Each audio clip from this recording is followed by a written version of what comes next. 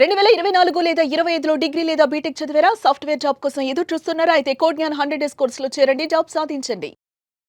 నమస్కారం హర్ష గారు. నమస్కారం అండి. చాలా వరకు మనందరికీ కూడా ఈ మధ్య కాలంలో బిజినెస్ పెట్టాలి అనుకుంటున్నారు. అంటే జాబ్ చేయడం కన్నా ఒక కొత్త బిజినెస్ పెట్టాలి అనుకుంటున్నారు.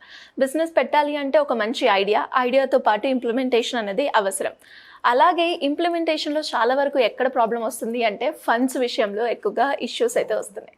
సో మరి ఈ ఫండ్స్ మనకి రావాలి అంటే మనం ఏం చేయాలి, ఎలా అప్రోచ్ అవ్వాలి? బిజినెస్ స్టార్ట్ చేయాలి అనగానే ఫస్ట్ ప్రశ్న వచ్చేది డబ్బు ఎక్కడి నుంచి వస్తుంది అనేది first major big question. So generally ఏం చేస్తారంటే బిజినెస్ స్టార్ట్ చేసేటప్పుడు ఆఫ్కోర్స్ వెరైటీ ఆఫ్ స్టెప్స్ ఉన్నాయి అది చేయడానికి. ఒకటేమో ఫ్రెండ్స్, ఫ్యామిలీస్ అండ్ ఫూల్స్ అంటారు, అక్కడి నుంచి డబ్బు రేస్ చేయాలి అని. ఫ్రెండ్స్, ఫ్యామిలీస్ అండ్ ఫూల్స్ అని కూడా అంటారు. ఎందుకు అంటే ఫ్రెండ్స్, ఫ్యామిలీ అయితే మన బిజినెస్ ఐడియాకి ఈజీగా డబ్బు ఇస్తారు. జనరలీ బిజినెస్ పెట్టేటప్పుడు మీకు ట్రాక్ రికార్డ్ ఉండదు కాబట్టి ఫండ్స్ రేట్స్ చేయడం అనేది ఈజీ అయిన పద్ధతి కాదు. సో ఈజీగా ఎవరు డబ్బు ఇస్తారు మనకి? మన ఫ్రెండ్స్ ఇస్తారు, లేకుంటే మన ఫ్యామిలీ ఇస్తారు. ఫూల్స్ అని ఎందుకు అన్నారు అంటే వాళ్ళకు ఒక లాజిక్ ఉండదు ఇన్వెస్ట్ చేసేటప్పుడు. ఓకే, అరే హర్ష ఈ బిజినెస్ పెడుతున్నాడు, వాడికి హెల్ప్ చేద్దామని వాడు బాగా చెప్పాడు ఐడియా, దాంట్లో లాజిక్ ఏం చూడరు వాళ్ళు, ఎంత డబ్బు వస్తుందా రాదా, వాళ్ళకి ఐడియా మంచిగా అనిపించేసి పెట్టేస్తారు. సో అందుకోసమే కొద్దిగా ఫూలిష్ ఉంటుందన్నమాట ఆ లాజిక్ వాళ్ళు పెట్టేది. So that is one way of doing it, ఫ్రెండ్స్ని అడగడం. ఇది జనరలీ ఒక 30-40% ఆఫ్ ద పీపుల్, ఇంకా ఎక్కువనే మీరు బిజినెస్ స్టార్ట్ చేసినప్పుడు అలాగే స్టార్ట్ చేస్తారు. So that is one way of doing it. Second way of doing it is మీకు క్రౌడ్ ఫండింగ్ చేస్తారు. అంటే క్రౌడ్ ఫండింగ్ అంటే ఒక కంపెనీలో ఒక 10 మంది, 15 మంది, 20 మంది డబ్బు పెడతారు. ఇప్పుడు సపోజ్ మీరు ఏదైనా బిజినెస్ స్టార్ట్ చేయడానికి 10 లక్షలు కావాలనుకోండి. ఆ 10 లక్షలు మీరు ఎక్కడి నుంచి తీసుకొస్తారు? ఒక్కళ్ళ దగ్గర పోయి మీరు 10 lakhs ఇవ్వండి అని మీ ఫ్రెండ్స్, ఫ్యామిలీని అడిగినా కూడా వాళ్ళు ఇవ్వరు. అందుకోసం ఏం చేస్తారు, 10 మందిని ఒక్కొక్క లక్ష అడిగారు అనుకోండి, 10 లక్షలు అయిపోతుంది. మీరు ₹1,00,00,000 అడిగారు అనుకోండి, ఒక్కొక్కరిని 10 లక్షలు అడిగారు అనుకోండి, 10 మంది మీకు ₹1,00,00,000 ఇస్తారు. సో అట్లా క్రౌడ్ ఫండింగ్ అనే దాంట్లో ఎక్కువ మంది ఉంటారు, చాలా ఎక్కువ మంది ఉంటారు. ఓసారి 20 people, 30 people ఉంటారు. సో ఆ క్రౌడ్ ఫండింగ్ కూడా అవుతుంది బిజినెసెస్లో. ఎక్కడ చేస్తాం ఈ క్రౌడ్ ఫండింగ్ అనేది ఒక major question. So let's venture అని ఒకటి ఉంది, మంచి కంపెనీ, ఆన్లైన్ ఇది. సో మీ ప్రపోజల్స్ ఎలా పెట్టాలి ఏంటి మొత్తం వాళ్ళు ఏం చేస్తారంటే ఒక బిజినెస్ ఐడియా ఉంటే ఆ బిజినెస్ ఐడియాని ఎట్లా ప్రజెంట్ చేయాలి, వాళ్ళ కమ్యూనిటీ అక్కడ అదేంటంటే లెట్స్ వెంచర్ అనే కమ్యూనిటీ ఏంటి అంటే అక్కడ ఎవరికైతే డబ్బు కావాలో, బిజినెస్ ఓనర్స్కి డబ్బు కావాలో వాళ్ళు వెళ్ళి అక్కడ ప్రజెంటేషన్ చేస్తారు. అట్లాగే ఎవరైతే బిజినెస్లో డబ్బు పెట్టడానికి వస్తారో వాళ్ళు కూడా అక్కడ ఉంటారు. సో ఇన్వెస్టర్స్ ఉంటారు, ఆ ఇన్వెస్ట్మెంట్ అడిగే వాళ్ళు కూడా ఉంటారు, అంటే బిజినెస్ ఓనర్స్ కూడా ఉంటారు, ఎవరికైతే ఇన్వెస్ట్మెంట్ కావాలో. అది ప్లాట్ఫామ్ అనమాట అది. సో దీంట్లో పెద్ద పెద్ద వాళ్ళు ఉన్నారు ఇండస్ట్రీలో, తెలిసిన వాళ్ళు చాలా పెద్ద మంది who have worked in large companies, వాళ్ళు కూడా దాంట్లో ఇన్వెస్టర్స్గా ఉన్నారనమాట. లెట్స్ వెంచర్ అని అట్లా చాలా వెంచర్ కంపెనీస్ ఉన్నాయి. మీరు గూగుల్ చేస్తే మీకు చాలా ప్లాట్ఫామ్స్ దొరుకుతాయి, ఇండియాలో దొరుకుతాయి. మీరు బయటకు పోయేదో UK బేస్డ్, అమెరికన్ బేస్డ్ చేసే అవసరం లేదు, ఇండియాలోనే అటువంటివన్నీ ఉన్నాయన్నమాట. ఇన్వెస్టర్ అనగానే ఏమవుతుంది అంటే ప్రైవేట్ పార్టీస్ ఇన్వెస్ట్ చేయాలి అంటే ఏంటంటే సెబీ రూల్స్ ఉంటాయి దానికి.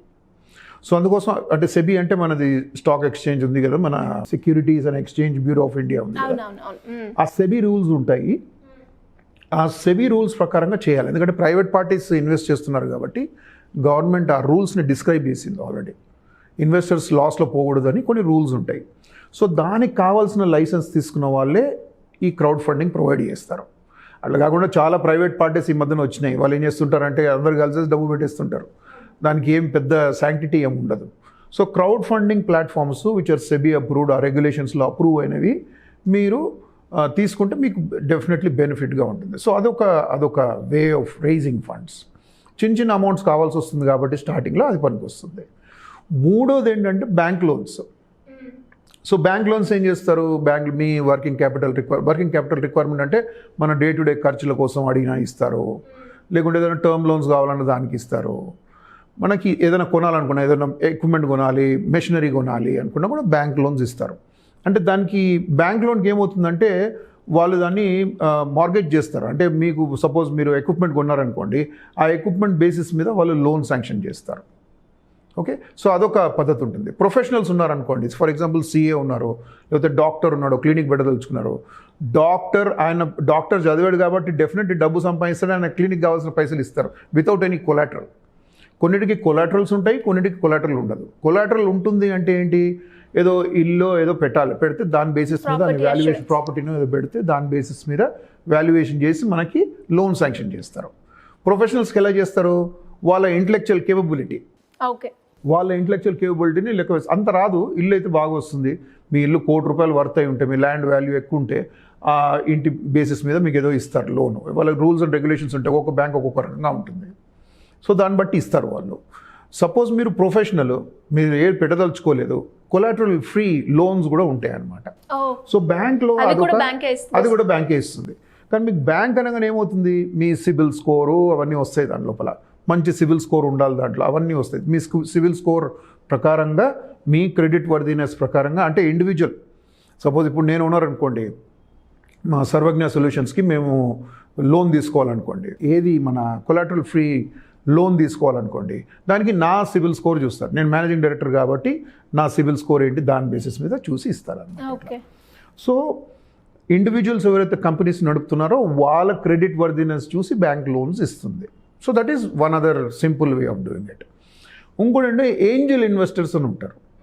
ఏంజల్ ఇన్వెస్టర్స్ ఎవరికైతే కొంతమందికి ఇంట్రెస్ట్ ఉంటుంది, ఒక్కొక్క ఏరియాలో ఇంట్రెస్ట్ ఉంటుంది. ఫర్ ఎగ్జాంపుల్, ఎవరైనా మీరు మెడికల్ టెక్నాలజీ మీద మీరు ఏదైనా యాప్ తయారు చేస్తున్నారనుకోండి, ఎవరో డాక్టర్ ఉన్నారు, నాకు ఇంట్రెస్ట్ ఉంది, నేను మెడికల్ టెక్నాలజీస్లోనే పెడతాను. కొంతమంది ఉంటారు, ఒట్టి టెక్నాలజీ బిజినెస్లోనే పెడతాను, కొంతమంది డిస్ట్రిబ్యూషన్లో పెడతాను. ఇట్లా రకరకాల ఇంట్రెస్ట్ ఉన్న పార్టీస్ ఉంటారనమాట. ఏంజల్ ఇన్వెస్టర్స్ అంటే బాగా డబ్బున్న వాళ్ళు. సో వాళ్ళు ఏం చేస్తారు, చిన్నగా ఇన్వెస్ట్మెంట్ పెడతారు కంపెనీలో. సపోజ్ మీకు ఒక చిన్న ఎగ్జాంపుల్ ఏంటంటే, ఈ ఓలా క్యాబ్స్ ఉంది కదా, ఓలా స్టార్ట్ చేసినప్పుడు ఆయనకి రితేష్ భావేష్ అగర్వాల్, సో ఆయనకి డబ్బు అవసరం ఉండే.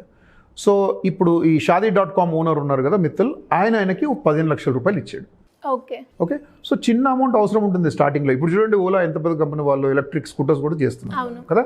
సో పాయింట్ ఏంటంటే, మీకు ఆ ఏంజల్ ఇన్వెస్టర్ వచ్చి, ఏంజల్ అంటే ఏంజల్ లాగా వచ్చి ఇచ్చిపోతారనమాట డబ్బు. సో మరి ఈ ఫండింగ్స్లో అన్నిట్లో ఏది బెస్ట్ సార్ చూస్ చేసుకోవాలి అంటే బిజినెస్ పెట్టేది? ఒకటేమో మీ ఇంట్రెస్ట్ బట్టే అండి. ఇప్పుడు ఏంజల్ ఇన్వెస్టర్ ఉన్నారనుకోండి, ఏంజల్ ఇన్వెస్టర్ మీ కంపెనీలో ఒక పర్సంటేజ్ తీసేసుకుంటారు. ఓకే, దానికి వాల్యుయేషన్ చేయవలసి ఉంటుంది. దానికి ఒక కొత్త రూల్ కూడా పెట్టింది గవర్నమెంట్. 2017లో మోదీ గవర్నమెంట్ న్యూ రూల్ పెట్టింది. దానికి ఎట్లా పడితే అట్లా షేర్స్ ఇచ్చేయడం కుదరదు. దానికి ఒక ఫార్ములా పెట్టారు వాళ్ళు. ఒక రిజిస్టర్డ్ వాల్యూవర్ ఉండాలి, దానికి ఒక చార్టర్డ్ అకౌంటెంట్ సర్టిఫైడ్ పర్సన్ ఉండాలి దానికి. సో వాళ్ళు సర్టిఫై చేసి ఇస్తారు. సో మీకు మీ కంపెనీలో షేర్స్ ఇచ్చేయాలని ఉందా? యూజువల్ ఏంటంటే ఓనర్స్ ఇచ్చేదలుచుకోలేదు.